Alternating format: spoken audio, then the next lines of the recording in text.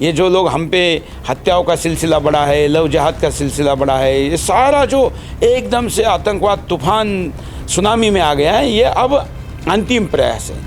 इस फेज को अगर हिंदू डील कर लेगा शौर्य सामर्थ्य के साथ, तो फिर उसके देश को एक लंबा एक्सटेंशन मिलेगा। फिर ये देश जल्दी किसी के हाथ में नहीं जाएगा। अधूरी स्वतंत्रता, मैं इसको पूर्ण स्वतंत्रता नहीं मानता। जिस देश में मस्जिदों के नीचे 4 लाख मेरे मंदिर आज भी दबे हो, मैं उसको स्वतंत्र कैसे मानूं? जागते रहो, जाति पाति भाषा प्रांत में मत बटो, हिंदू जहाँ जहाँ कटा वहाँ वहाँ बटा, जहाँ जहाँ बटा वहाँ वहाँ कटा, और उसका देश भी कटा। और इसलिए संगठित रहो, यही संदेश है। ये देश हिंदू राष्ट्र था, ये हिंदू राष्ट्र है और ये रहे। इसके लिए किया जाने वाला हर प्रयास विधायक, मॉरल, लीगल, सब अर्थ से इस भूमि की आवश्यकता है और उसको हम पूरा करेंगे। नमस्कार दोस्तों, मैं Narendra Dhawan, Delhi up to date समाचार पत्र के चैनल पर हम आज आपको एक ऐसी शख्सियत से मिलवाने जा रहे हैं जो किसी भी तरह के अपने परिचय के लिए मोहताज नहीं हैं। जी हाँ, आज हम आपको मिलवाने जा रहे हैं प्रखर हिंदूवादी सोच और प्रखर हिंदू विचारधारा वाले व्यक्तित्व के धनी सुरेश चवानके जी को।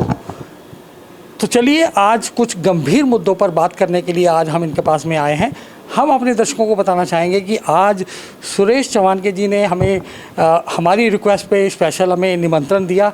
आज हम इनके ऑफिस में हैं, हालांकि न्यूज़ रूम में नहीं है, इनके दफ्तर के अंदर आज बैठे हुए हैं। सुरेश जी, पहले तो बहुत बहुत स्वागत आपको, और आपका कीमती समय देने के लिए आपका बहुत बहुत धन्यवाद। कोई बात नहीं, पूरा जीवन ही हिंदुत्व के लिए है। सुरेश जी, आज जिस तरीके से देश के अंदर माहौल बना हुआ है, एक बार फिर सांप्रदायिक हिंसा की बाढ़ सी आ गई है। पहले नांगलोई, नूह, मेवात, अब ये आँच है जो दिल्ली की दहलीज तक आ गई है। इसमें आपकी क्या राय है? आपको केवल आसपास के परिप्रेक्ष्य में आप क्यों देख रहे हैं? पूरे हिंदुस्तान में आप देखेंगे तो ये रोज का हो गया है। ये जिसको लोग गृह युद्ध मानने को तैयार नहीं है, ये रोज चल रहा है। अभी 1 साल से ज़्यादा रशिया और यूक्रेन का युद्ध चल रहा है। उसमें जितने लोग मरे हैं उससे ज़्यादा लोग तो हमारे यहाँ मरे हैं। तो उसको आप युद्ध कह रहे हैं, लेकिन इसको नहीं युद्ध कह रहे हैं। तो ये भी तो चल रहा है ना, इसको हम मान नहीं रहे, हमारी गलती है। आपको आज मेवात दिख रहा है, लेकिन आज मेवात भले ही आज कोई मर नहीं रहा है, लेकिन बंगाल में कहीं कुछ हो रहा होगा, केरला में कहीं कुछ हो रहा होगा, और भी ऐसे हिंदुस्तान में असंवेदनशील लोगों की कोई कमी तो है नहीं, जहाँ पर पूरा एक तरीके से गृह युद्ध सा माहौल है। ये मानना पड़ेगा। तो आप भी मानते हैं कहीं ना कहीं भारत भी एक और गृह युद्ध की तरफ जा रहा था, कहीं ना कहीं उस पर अंकुश लगा है? क्योंकि पहले इसी तरह की प्रतिक्रिया एक पर्टिकुलर समाज द्वारा आती थी, लेकिन आज उन चीज़ों का रेपरकशन हो रहा है, उस चीज़ का रिएक्शन आ रहा है। देखिए, हम अभी 15 अगस्त के करीब है, ये आपसे जब मैं बात कर रहा हूँ तो अगस्त लग चुका है। ये स्वतंत्रता, जो अधूरी स्वतंत्रता हमको मिली ना, उसी समय इसके बीज बोए गए थे। डॉक्टर बाबा साहब अम्बेडकर ने कहा था कि अंतिम मुसलमान पाकिस्तान भेज दो और अंतिम हिंदू यहाँ लाओ। ये नहीं हुआ, इसलिए ये सारी अशांति है। अगर ऐसा होता तो शांति होती। आज की अशांति की हमको चर्चा नहीं करनी पड़ती। भारत का रुपया डॉलर के बराबर होता, ना बेरोजगारी होती, ना कुछ होता। तो इसका मतलब जिस तरह के बयान कुछ विश्व हिंदू परिषद के लोग या बजरंग दल के लोगों द्वारा आए हैं, बिट्टू बजरंगी ने का जो बयान उन्होंने कहा था कि माला लेकर तैयार करो, तुम्हारा जीजा आता है, और इसी क्योंकि रेपरकशन रहा, क्योंकि जिस तरीके से उसको बयान आपने दिखाया, वो बयान? हाँ, नहीं, वायरल रहा। मेरा जवाब, आपने दिखाया? नहीं। किसी देश के चैनल ने दिखाया? वो रील था। अब रील को बहाना बना रहे आप। ऐसे कितने रील मैं आपको दिखाऊं? अच्छा, मैं कहता हूँ बिट्टू बजरंगी ने तो इतना ही कहा ना कि जीजा आ रहे हैं। ओवैसी ने तो कहा था कि 15 मिनट के लिए पुलिस हटा दो, 100 करोड़ मुसलमानों को मार देंगे। तो फिर उस पर हिंदुओं ने कितने मुसलमानों का कत्ल किया? आप दोनों की तुलना कैसे कर सकते हैं? वो अब ये बहाना है। मारने वाले को बहाना चाहिए, जैसे पीने वाले को पीने का बहाना चाहिए, वैसे हिंदू को मारने वाले को, जिहादी को हिंदू का बहाना चाहिए। राजस्थान में भी कई घटनाएं हुई थी, एक दर्जी की हत्या कर दी गई, उसके बाद कई इस तरह के हिंदुत्व विचारधारा वाले व्यक्तियों को तिल तिल करके हत्या की गई। देखिए, जिस दर्जी की गई थी वो तो बेचारा हिंदूवादी कार्यकर्ता नहीं था, वो तो आम हिंदू था, जिसको लगा कि ये स्टेटस रखना है। बस उसके लिए उसकी हत्या की गई और कई लोगों की हत्या की गई। तो ये तो मैंने कहा ना, मारने का बहाना चाहिए। जो अंदर खूंखार आतंकवादी भरे पड़े हैं ना, उनको कोई बहाना चाहिए। फिर वो बहाने में बता देंगे कि इसने स्टेटस लगाया था, बहाने में बता देंगे कि इसने रील बनाया था, बहाने में बता देंगे कि उसने बयान दिया था। ये सारे बहाने हैं।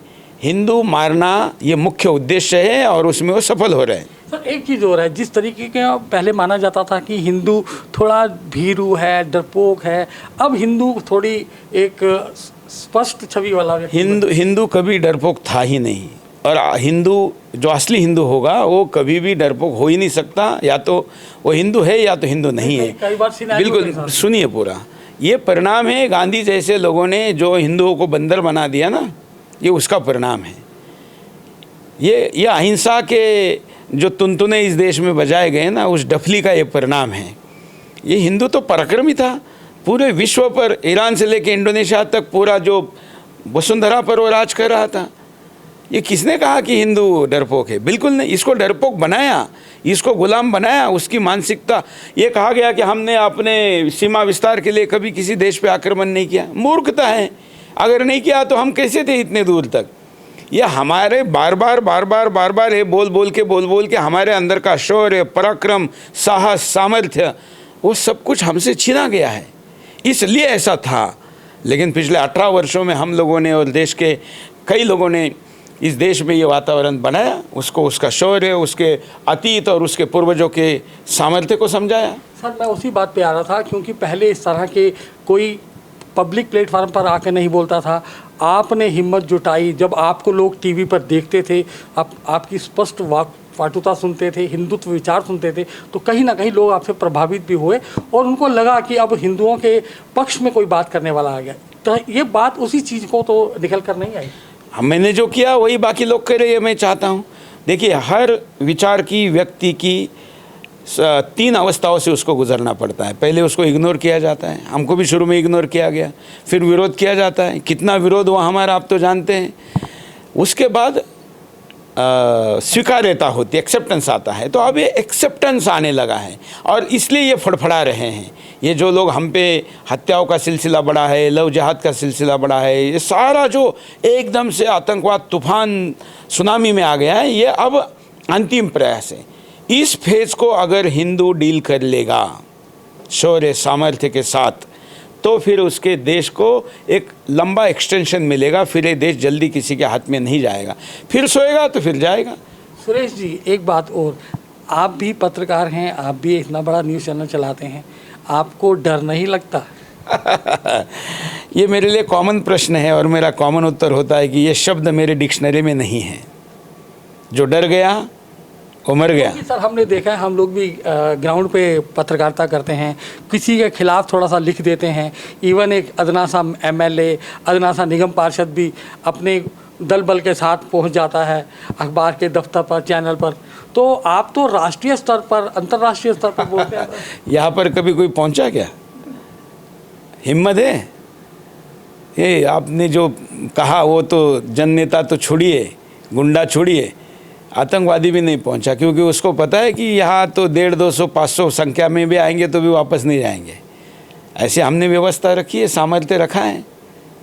तो जब तक आप ये नहीं करेंगे, अधूरी चीज़ें नहीं कर सकते। बाइक चलाने के लिए हेलमेट पहन के चलना पड़ेगा। तो आपको अगर बुराई के खिलाफ बोलना है तो सारे साम दाम दंड भेद का सामर्थ्य भी लाना पड़ेगा। Offence is the best defence. बिल्कुल सर, एक चीज़ और सर, हिंदू राष्ट्र की परिकल्पना की बात करते हैं तो आपकी नज़र में हिंदू राष्ट्र की परिकल्पना क्या है? आपकी सोच में हिंदू राष्ट्र कैसा है? देखिए, मैं इसका विस्तार से जवाब ना दूँ तो मतलब अधूरे जवाब से संपूर्ण समाधान नहीं हो सकता, प्रश्न उपस्थित होते। इसके बजाय मैं शॉर्ट में अगर कहना चाहूँ तो छत्रपति शिवाजी महाराज द्वारा स्थापित हिंदू राष्ट्र ही हमारी हिंदू राष्ट्र की कल्पना है। और जो उसमें था प्रभु रामचंद्र जी के राम राज्य से लेकर छत्रपति शिवाजी महाराज जी के हिंदू राष्ट्र की कल्पना को ही हम हिंदू राष्ट्र कहते हैं। सुरेश जी, देश अपनी 77वीं वर्षगांठ मनाने जा रहा है। स्वतंत्रता दिवस के अवसर पर क्या कहेंगे, क्या संदेश देना चाहेंगे देशवासियों को, देश के हिंदुओं को और देश के पत्रकारों को? मैं आपके प्रश्न से सहमत नहीं हूँ कि 77 वर्ष का ये देश है। ये देश लाखों वर्षों का है। अंग्रेज़ों के साथ वाली जो लड़ाई थी, आज़ादी और विभाजन के एक तो ये आज़ादी नहीं है, ये स्वतंत्रता है। आज़ादी तो इस्लामी शब्द है, उसके मायने अलग हैं, स्वतंत्रता के शब्द अलग हैं। इसलिए ये अधूरी स्वतंत्रता है, मैं इसको पूर्ण स्वतंत्रता नहीं मानता। जिस देश में मस्जिदों के नीचे 4 लाख मेरे मंदिर आज भी दबे हो, मैं उसको स्वतंत्र कैसे मानूं? जहाँ पर मेरे से ज़्यादा माइनॉरिटी के नाम पर मुसलमानों को ज़्यादा अधिकार और सुविधाएं दी जाती हो, वहाँ पर मैं अपने आप को स्वतंत्र कैसे मानूं? आज भी मेरे देश का बड़ा हिस्सा दुश्मनों के कब्जे में हो, उसको मैं स्वतंत्र कैसे मानूं? आज भी मेरे देश में 10 करोड़ से ज़्यादा लोग घुस बैठे रहते हो और उसको प्राथमिकता और सुरक्षा मिलती हो, तो मैं उसको स्वतंत्रता कैसे मानूं? इसलिए मैं इसको संपूर्ण नहीं, अधूरी स्वतंत्रता कहता हूँ। और वो भी वो स्वतंत्रता है जो अंग्रेज़ों से लड़कर हमने लाई। हम क्यों भूल गए कि अंग्रेज़ों के पहले मुसलमानों को हमने पराजित किया था, इस्लामी आक्रांताओं को हमने पराजित किया था? उसका दिन हम क्यों नहीं मनाते? वो इससे बड़ी स्वतंत्रता थी, उसका दिन क्यों नहीं मनाते? या हमारे दिमाग में केवल 75-77 वर्ष जो भरा गया है, ये देश तब का नहीं है, ये तात्कालिक अवस्था है। इससे फिर निकलना पड़ेगा और इससे अधिक सामर्थ्यशाली हिंदुस्तान बनाना पड़ेगा। अभी तो इसका मतलब तो लड़ाई बहुत लंबी है। कितनी लंबी लड़ाई? अभी तो सब नशा में है, या तो आईसीयू में है, या अभी भाईचारे का भांग की नशा उतरी नहीं है। ये 77 वर्ष उसी में बीत गए और पुनः हिंदुस्तान एक और विभाजन और कब्जे के कगार पर लाकर खड़ा कर दिया है। इस अधूरी स्वतंत्रता पर भी पूर्ण संदेश ये है कि जागते रहो, जाति पाति भाषा प्रांत में मत बटो, हिंदू जहाँ जहाँ कटा वहाँ वहाँ बटा, जहाँ जहाँ बटा वहाँ वहाँ कटा, और उसका देश भी कटा। और इसलिए संगठित रहो, यही संदेश है। सुरेश जी, जिस तरीके से नूह और मेवात में हिंसा हुई, उसके बाद बजरंग दल, आरएसएस, विश्व हिंदू परिषद जैसे राष्ट्रवादी संगठनों को आतंकवादी कहा गया, उन पर बैन लगाने की मांग कुछ संगठनों द्वारा की गई, इसके ऊपर क्या कहेंगे आप? वो कहावत थी ना पहले, उल्टा चोर कोतवाल को डांटे। अब ये उल्टा गद्दार देशभक्त को डांटे, ऐसा हो गया है। मतलब आतंकवादी ही कह रहे हैं, जो दुनिया भर में 60 करोड़ लोगों को जिन्होंने मार गिराया अपने विचारधारा से, वो लोग कह रहे हैं कि संघ या वीएचपी आतंकवादी हैं। आतंकवादी की व्याख्या क्या है? उस व्याख्या के कौन से सूत्र में ये बैठते हैं? किसी व्यक्ति को इन्होंने मारा हो, लिंचिंग तो झूठ निकला। लिंचिंग के सारे केसेस का एनालिसिस किया और पता चला कि एक भी केस लिंचिंग धर्म के नाम पर, मज़हब के नाम पर नहीं हुई, वो तात्कालिक स्थानीय घटनाएं थी, लेकिन उसको लिंचिंग बताया।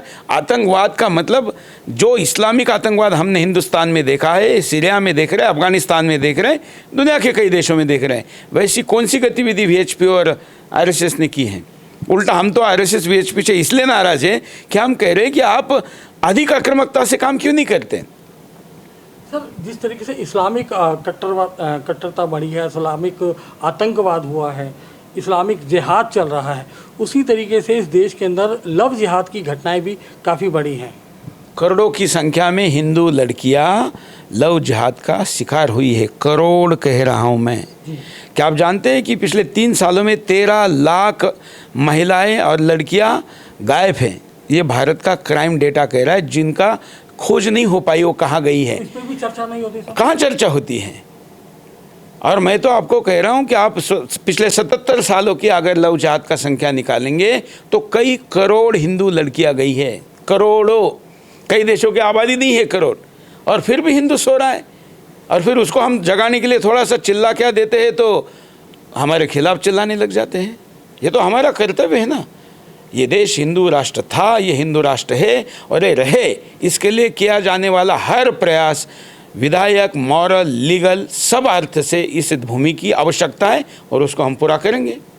सुरेश जी, पिछले दिनों कई घटनाएं बढ़ी हैं। पिछले 2 महीनों में अब देखें तो देश के अंदर अलग तरह का माहौल बन गया है। कुछ महिलाएं पाकिस्तान से देश में आई हैं और कुछ यहाँ से पाकिस्तान गई हैं, तो इन पे क्या आपकी टिप्पणी रही? ऐसे बहुत ही गंभीर विषयों पर भारत का मीडिया जिस प्रकार से लच्छेदार और मसाला लगाकर बातें कर रहा है, वो गंभीर हैं।